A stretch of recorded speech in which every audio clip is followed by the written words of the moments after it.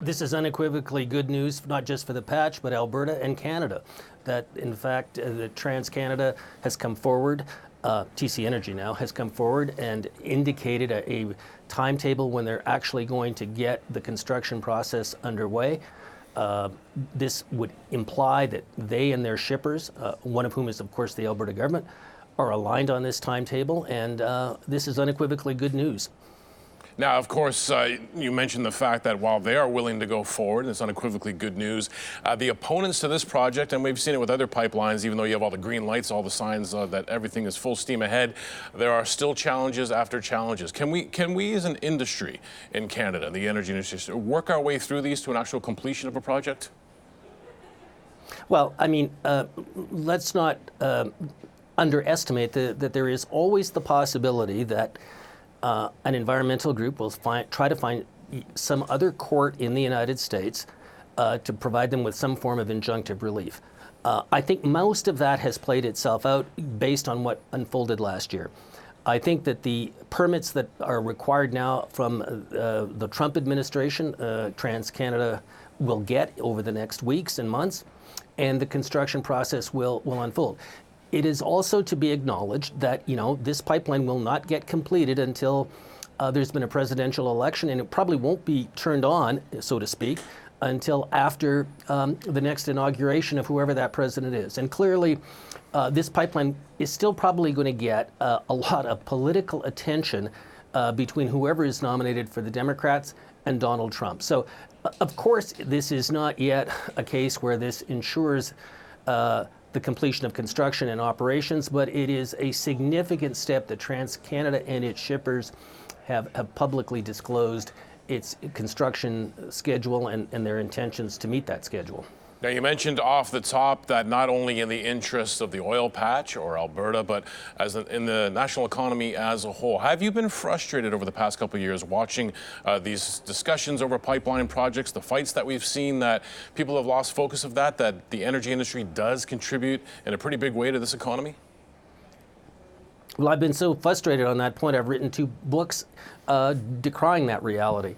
It has been almost a decade of frustrated market access, and certainly in the case of KXL, most of that frustration occurred south of the border, but we could go through the litany of lost opportunities and delays that have occurred in Canada. So, of course, that has been underappreciated, how much value has been lost to Alberta and Canada from having not produced that oil at better transportation economics. You alluded to the difficulties of moving rail at these kinds of temperatures. That's one of the other attributes of pipelining. That is always a safer and more secure form of transportation, especially for heavy oil that we're talking about here. So again, that loss has been underappreciated, particularly in some of the political debates that have gone on in this country about a balance between climate and energy policy. When it comes to these pipeline politics, obviously we saw a pretty definitive voice speak in the West in the federal election, shutting the Trudeau Liberals out. In turn, the Trudeau Liberals have sent, I guess, what you call their emissaries with their olive branch. Jim Carr just there yesterday, Chrystia Freeland being appointed to the role. Are they starting to make any kind of a difference in terms of how Alberta and the West are viewing this government? Well, I think one of the real positives if KXL goes forward is that it is such a large increment of incremental transportation capacity on the order of 800,000 barrels.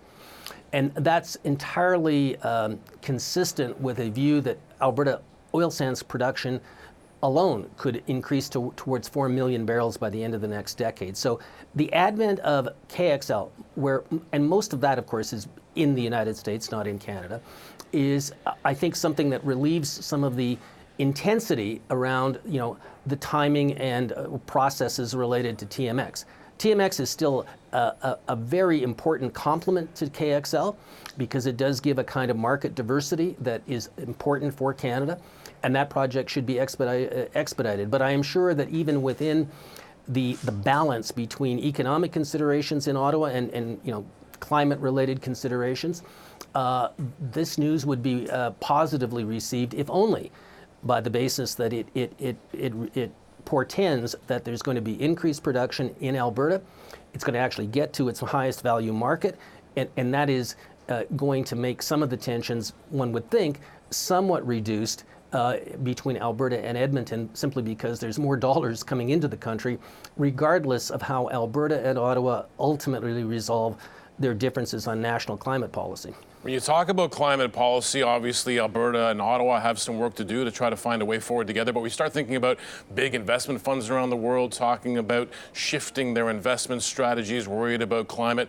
Is the opportunity here for Canada's oil sands a limited one that perhaps we're not seizing before the world starts to shift in a different direction? Well, I think the key point that all Canadians, frankly, but certainly all those that are interested in looking at the future of this industry.